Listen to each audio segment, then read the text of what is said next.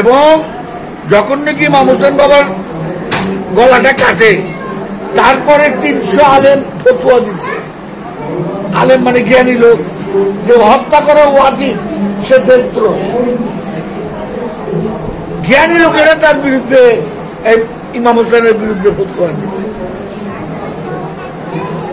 এখন তুই বুঝালো সত্য আমার দর্শকেরা গ্রহণ করতে পারে।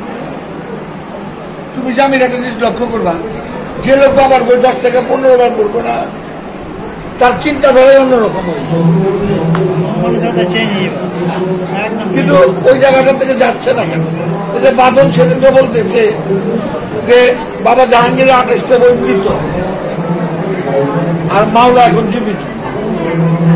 এই যে পক্ষপাতিত্ব কথাগুলা ঠিক আছে, কিন্তু সাধারণ ভক্তরা কি ধূলিসাৎ হয়ে যাচ্ছে না? সত্য থেকে কি সত্য থেকে দূরে হারিয়ে যাচ্ছে না? এই দায়টা নিবে কি? স্টুডেন্ট টুমোরের দায় নিতেই হবে কেউ না, কারণ এই জিতের দায় কি এখনো চলতেছে না? এই জিনিসগুলি তুমি সিংহাসনে বহো না, ক্ষমতায় বহো না, পীর হোক না, তোমার কুটি ভক্ত আমার বালতি এগুলো আমার এগুলি দরকার নেই। আমার মাওলা আলী যখন নাকি ডিক্লেয়ার দিচ্ছিল, মানে আমি যার মাওলা, তখনও মাওলা আলীর ভক্ত ছিল।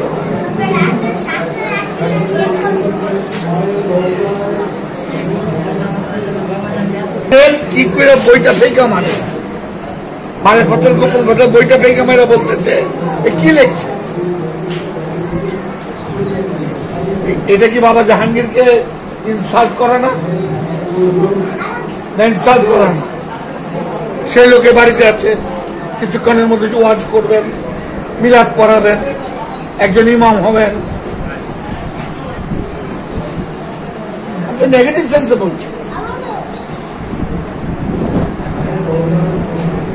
প্রত্যেকটা মানুষ এখনো বাড়িতে যদি আসে, হয় বাবার বই পড়ে আসে না ওয়াজ শুনা, আর কিছুটা যাবে এরপর বাবা আছে, অস্বীকার তো করা যাবে। এই যে আমি এত মাইকে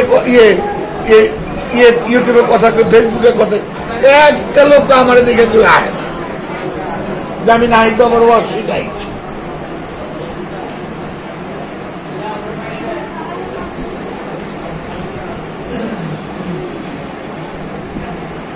বাবা একটা কথা কইতো, যা ইচ্ছা কর, সত্যটা প্রচার কর।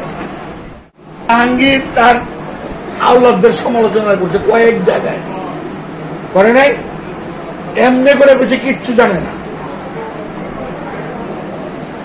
বাবা বলতেছে সত্যের প্রশ্ন আমি কাউকে ছাড় দেব। তার শিক্ষাগুরু সুফিসাদউদ্দিন আহমদ চিশতি, তার বই বড় প্রশংসা, তারপরে তারা ছাড় দেব। সত্যের প্রশ্ন আমি ছাড় দিব কেন?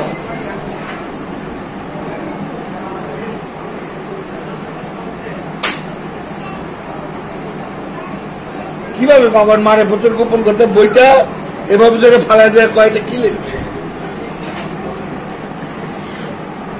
আমি মারে ভূতের গোপন কথা বইটা মানুষ পাগল হয়ে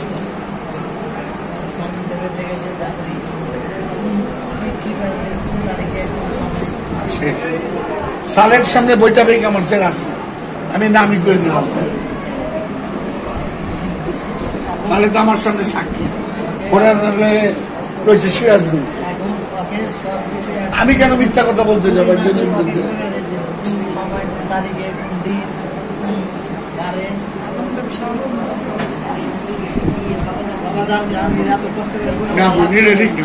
যা ইচ্ছা করুক, এটা তার ব্যক্তিও বলছে। একজন মাঙ্গুপীর যদি বড় বড় ডাকাত আল্লাহ হতে পারে সেটা, কিন্তু দর্শনগত ব্যাপারটা এরকম করবে। এইটি ওটা ব্যক্তি আক্রমণ হয়ে তার যার নামে সে বলুক।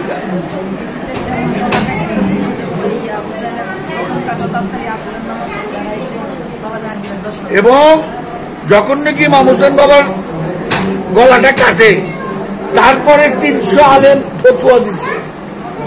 আলেম মানে জ্ঞানী লোক, যে হত্যা করা ওয়াজিব সে দরিদ্র। জ্ঞানী লোকেরা তার বিরুদ্ধে ইমাম হোসেনের বিরুদ্ধে ফতোয়া দিচ্ছে। এখন তুই বুঝালো সত্য কই?